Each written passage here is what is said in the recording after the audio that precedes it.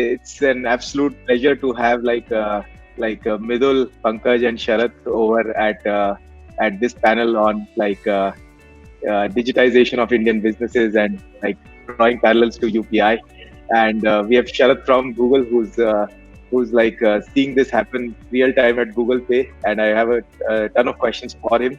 Pankaj Dikshit is here, who is from GSTN, Goods and Services Tax Network, and these are the guys responsible for asking you all to do electronic invoicing. So you can ask all the tough questions to him, and they are taking India into this electronic invoicing revolution. So all the tough questions should go there. And Midul Arora is here, my MD and partner, Elevation Capital, formerly known as SEF Partners, and Midul has personally invested in a lot of companies, including these guys also invested in Paytm and other many B2B companies and B2C companies which are digitizing India. And you can ask him in the Q&A panel questions on how do businesses evolve and how is this digitization going to take it forward. With that, I'll just take a minute to go around the room and I'd love for the panelists to introduce themselves very briefly, but also give an overview of what they've been working on in the past 2020 year, which was a COVID year, and how did this forced digitization which happened over the last 10 months, right? It's completely upended what we thought would be the adoption curve of technology in India and globally, in fact. So and I want a view from Google and GSTN, which sees all businesses, and Midul, who invests in all digital businesses. So we'll start with Sharath, go over to Pankaj, and then to Midul. Please, Sharath, with that. Over to you. Hey, good morning, everyone. Thanks, Archit and the ClearTax team for having me here. It's a great pleasure to be here. I'm part of the Google Pay team, and I build products for merchants in India and globally. I think it's been a fascinating year. Tough year for everyone with all of the stuff that happens in our personal lives. But I think in terms of what we've been seeing in the world of digital payments and generally in the world of technology is nothing short of fascinating, with a very fast adoption curve where businesses of every shape and size, right, even the smallest ones, have basically risen up to this challenge by adopting technology to solve different problems. This ranges from people who are accepting payments digitally to someone who's using video calls to actually be able to sell saris online, to businesses that are beginning to use cloud products to communicate and collaborate with clients, with employees, and all of them. So I think, no matter which shape and size you look at, there's a lot of stuff that's been happening. I think in many ways, this year's probably taught us that the adoption of technology can probably be a lot faster than we imagine when we are thinking about how our products will be designed and marketed. Of course, I do hope that it happens in happier circumstances than being locked down at home, but it does give me hope that there's a wonderful path ahead of us.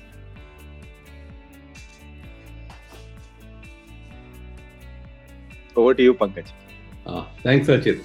Hi, Sharath, Midul, and everybody there who's taken the time out to join us. And thanks, ClearTax, for this great opportunity to talk about 2020 first, right? And then the e-invoice. So, I mean, look, 12 months back, you never knew what is going to hit you. And I think we should start fearing December, because we just had another bad news last couple of days. Is there a new strain? But I completely, endorse what Sharath said. We've endorsed technology much faster. If you had virtual meetings as a normal curve, which you keep seeing adoption of technology, they would have put that adoption maybe somewhere down the line, 2024, 25. Here we are today, most meetings, everybody is sitting in their rooms. We see drawing rooms of people, the bedrooms, and everybody is working. So besides that, you see, the biggest challenge that we faced in this year was how to keep the system running. So March, when we were hit by the so-called disaster of COVID, it was a unique kind of disaster. None of the business continuity policies or processes or disaster management theories had prepared us for this. Why it was unique was the systems were working, but the people could not reach them. Normally, what you plan for a disaster is that the system will not work, right? So you put two boxes, you put two data centers, you put multiple, sites where somebody can reach and start working. Here it was, the site was available, but where are the people to man them?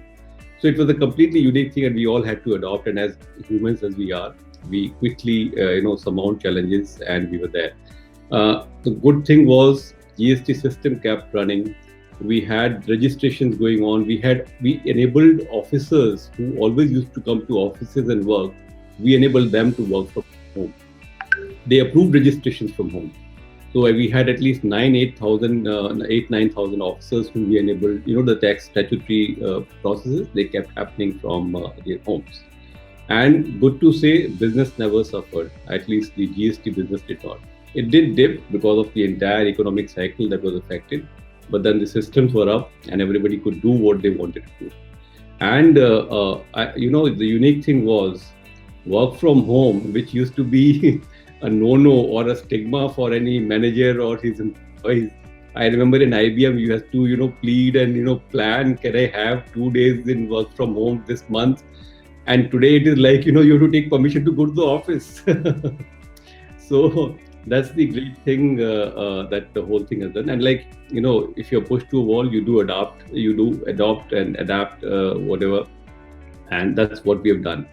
Hopefully the next year should be good. And we took this time, of COVID to start preparing our backends and then push the entire thing to, on the 1st of October, and we did the e-invoice rollout. And happy to say the entire industry participated. They in fact took positively, and we took the feedbacks also. So we started with a small section initially, the top player who had all the wherewithal to actually enable these systems, all their partners and their IT processes. And now, of course, as you all know, we'll be bringing the threshold down, and we expect more of the businesses to pick up. More of details I'll take on later in the session. Thank you, Archit. Thanks, Pankaj. Maybe I can go next. Mridul, please. Very quickly, in terms of introduction, my name is Mridul. I work with, as Archit said, Elevation Capital, erstwhile known as CEF Partners. We've been now investing in India almost 20 years and investing primarily in technology companies at early stages.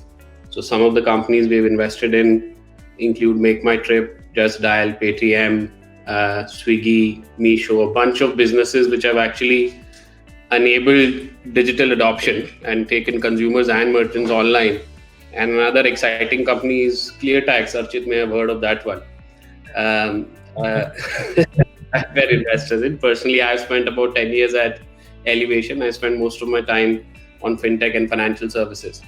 In terms of 2020, obviously, I won't repeat what, very rightly Sharath and Pankaj said. It's been a crazy year. It's been a year of a lot of resilience by businesses. It's been a year of adoption curve accelerating. I would also say, maybe just very topical to the topic we are discussing, I think there are times when a lot of things come together and, what Charlie Munger says, a Lollapalooza effect happens, which is a lot of forces coming together. I think many years have now gone in setting the fundamentals and foundations, whether it's, Jandhan, Aadhaar, mobile, which is the whole JAM trinity, and then GST and e-invoicing, Pankaj, that you all are leading very, very ably.